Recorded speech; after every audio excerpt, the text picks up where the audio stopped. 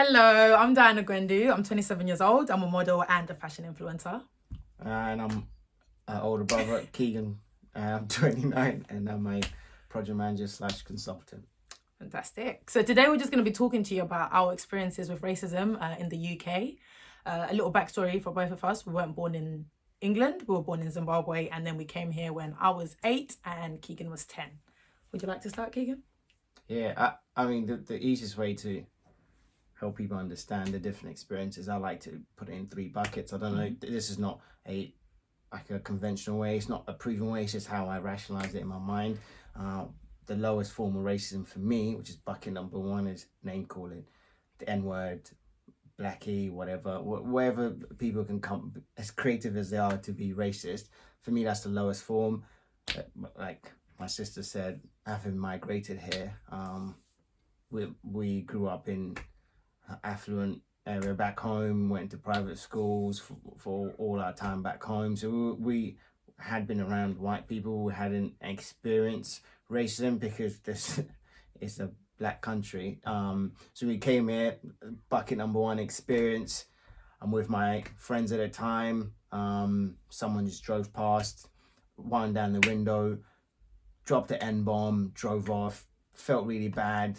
But as soon as the car drove away, and he sort of went with the situation. So for me, that bucket, I can understand it because it's direct, it's in your face. So that's why I say it's the lowest form for me. It's just name bucket, which I struggle with the most. I don't know what my sister will say when she gives her sort of take on this. Yeah.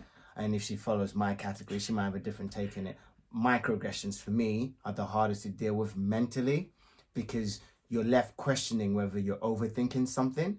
And 2 examples I can give to explain this point is, or unfortunate to see me dressed up going to work pre-COVID, I would have been the 70s used car salesman, double-breasted suit, pocket square, jack-ups with matching socks, loafers, the classic salesman sort of look. I'm 5'8". I wouldn't say I'm intimidated. I don't have an intimidating build. Yeah. So when I go to work, obviously I carry a laptop, so I have a laptop bag. I see a middle-aged white lady. She sees me. She's probably about, 60 yards away. She crosses the road.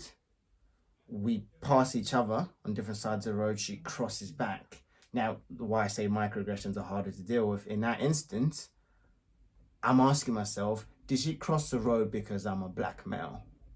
And then you sort of question yourself, because it can't be that, because although I'm black, I'm not dressed in an intimidating way. I don't have an intimidating build.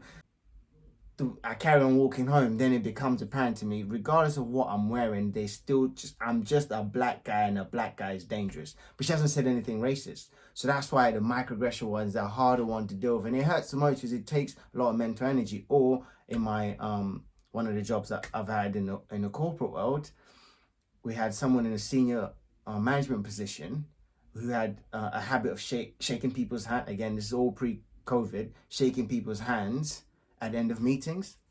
And predominantly the room was white, so everyone got a handshake. But when he got to me, he went for a fist bump. So you're kind of like, he hasn't said the N-word. He hasn't, but because I'm black, he thinks it's cool to fist pump the only black guy. Yeah. So that's why for me, microaggressions are harder to deal with mentally.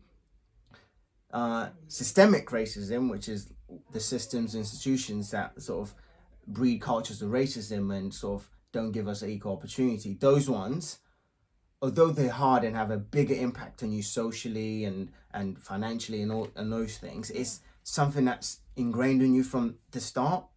It's not uncommon for black parents to tell their kids that you have to work 10 times as harder as your counterparts so you can just have an equal share or equal opportunity. So we've already accustomed to that. The microaggressions, no one can train you to deal with those. I don't know what your experiences are. Starting with the first one, especially with us coming from Africa, when I went to school, I was one of 3 black girls in the school from like year 4 to year 6, and I was called blackie, nigger. People would touch my hair, poke my cheeks, all these little things that they used to do. Like, why do they feel like so comfortable to be able to come into your face, touch your cheeks? Would you do that to someone else? without permission. Like, it's hurt me for so many years and I've had to deal with it for years, and they leave like more of a scar. And with the microaggressions, I don't like the paranoia that is left within us as black people, because there's always this grey area. Like my brother said, are they racist or are they not? You can't tell. Why did they do this to me and not do it to that person? Are they genuine or are they not? For me as a model, when I've been on set, I'm like the only black girl. Like twice last year, I was on set with about 10 to 12 people. Of those 10 to 12 people, there was a black girl, me, and an Asian girl. Just us two, and the rest of the cast were white. So there's a part of you that goes, I'm being recognised for my work. They genuinely have me here because I'm great and I'm amazing and I do my job well.